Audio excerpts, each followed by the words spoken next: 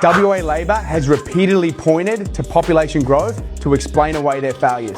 Rapid population growth inevitably leads to housing pressure. We face additional pressures because of our extraordinary population growth. Our strong population growth has driven significant demand for housing. So Labor hasn't done anything wrong. It's all because of population growth.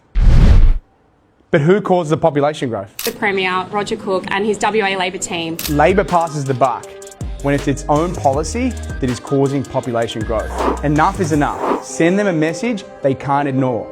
And let's sink Labor in Secret Harbour. Authorised by R. Caddies, One Nation, Western Australia, South Fremantle.